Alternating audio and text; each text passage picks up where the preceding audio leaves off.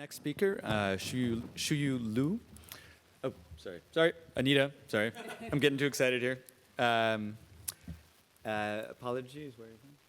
Great. Anita Jwa on updating privacy policies for OpenNeuro Data Archive. Thank you.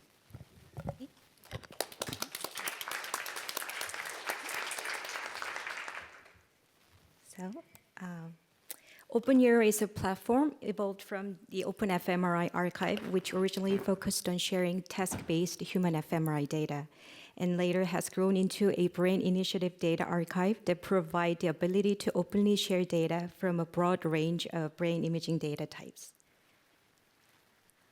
The goals and principles of data sharing behind OpenNeuro include minimal restrictions on sharing, standard-focused data sharing, and findable, accessible, interoperable, and reusable sharing, and protecting privacy and confidentiality of data.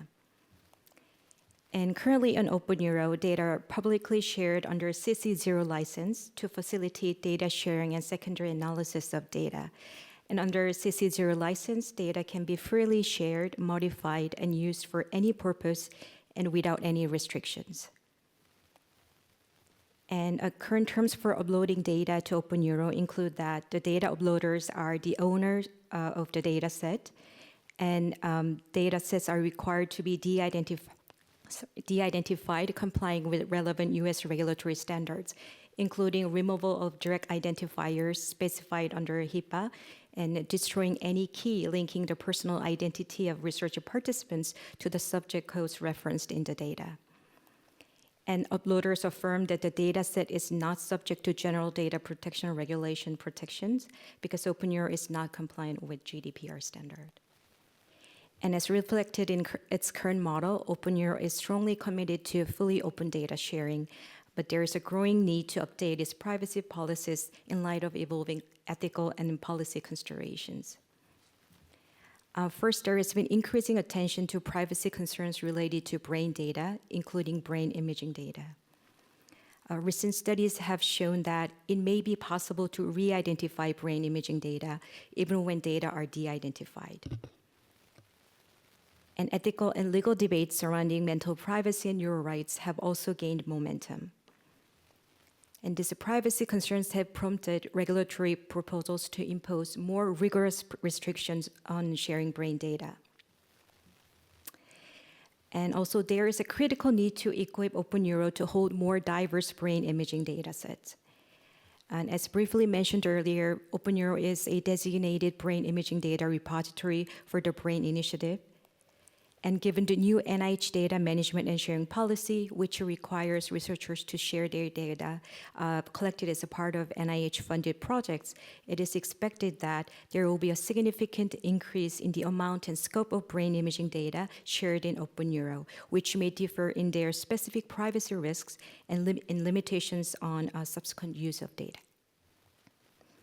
And moreover, best practices for protecting subject privacy under the new NIH policy recommends to go beyond the minimal regulatory requirements, including the use of data use agreement, even when the data are de-identified.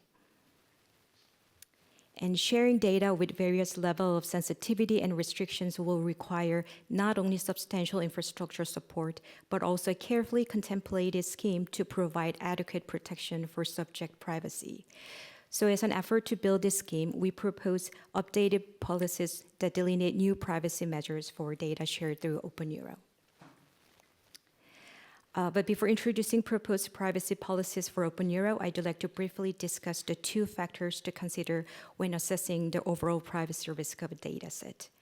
A privacy risk of a data set is likelihood of harm multiplied by potential magnitude of harm. And since the privacy risk event here is data re-identification, the likelihood of harm is determined by evaluating the identifiability of the data set.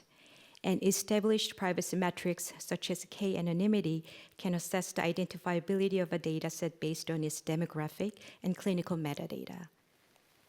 On the other hand, the magnitude of harm depends on the nature of the data set, more specifically whether it contains sensitive information and the potential consequences to data subjects in case of unwanted or unauthorized disclosure. And sensitive data sets are those that could be damaging to the subject's financial standing, career or economic prospects, personal relationship, insurability, reputation, or be stigmatizing, and place the subject at risk of significant criminal or civil liability, or at risk of harm, such as data containing extremely sensitive medical records or genetic information. And having these two factors in mind, I'd like to introduce the proposed privacy measures for OpenNeuro. The first key measure is provision and re-identification of data subjects. This is a common requirement in most brain imaging data repositories, and in OpenNeuro, it applies retroactively, meaning users who have previously downloaded data from OpenNeuro are also subject to this term. And in fact, this has been already incorporated into the current terms for users who want to download data from OpenNeuro, as you can see here. And also, the new policy recommends that data owners assess the privacy risks associated with their data sets before uploading their data sets to OpenNeuro, even when they are de-identified. And another key change in the policy is the adoption of tiered access for sensitive data sets. During the upload process, dataset uploaders can request that a dataset be classified as medium or high sensitivity. And all dataset uploaders will be asked to indicate whether potentially sensitive data are included in the dataset by selecting from a list of covered data types offered by OpenNeuro. And low sensitivity datasets will continue to be shared under the current default model of fully open sharing. And as part of this new tiered access, we will implement collective data use agreement to review model. And under this model, uploaders select an appropriate DUA for medium and high sensitivity data sets offered by OpenNeuro. And DUAs will delineate the terms of access, including the downloader's responsibilities for the appropriate use and disposition of study data. And downloaders must read and agree to the appropriate DUA for medium and high sensitivity data sets before they are granted access by a simple click-through automated approval. And ORCID IDs will be recorded for both the downloader and the principal investigator of the project in which the data will be used. And if a fully open data set, low sensitivity data set is later identified as having high likelihood of re-identification, for example, if subjects can be re-identified by combining metadata with information from another database, the data set will be immediately set to private, even if the potential harm is deemed low. And the OpenNeuro team will offer assistance to the data owners to revise the metadata in datasets and reduce the re-identification risk. So in summary, the updated privacy policies for OpenNeuro aim to promote more responsible sharing of brain imaging data. And it will enhance the protection of subject privacy and data confidentiality through a collective DUA review model for medium to high sensitivity datasets. But at the same time, to maximize the benefits of open science, fully open sharing will continue to be permitted for data sets classified as low sensitivity. And these privacy measures are still actively under development, so we would welcome any feedback on our new approach, including the tiered access and the collective data use agreement review model. And I'd like to thank my co-authors, and thank you for listening.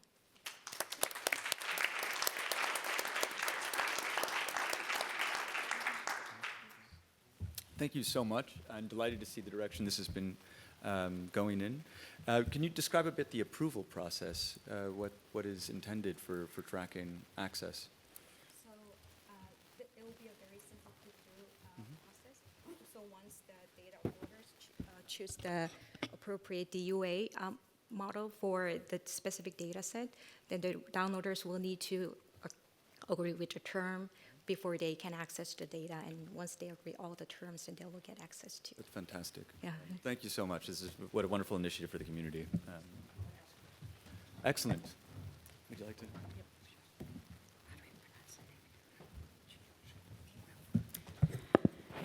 Can I ask a question really quickly? Of course. Yep. Do you have a research ethicist on your board?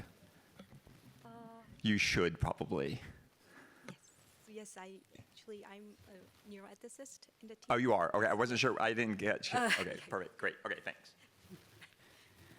Okay, perfect. Thank you.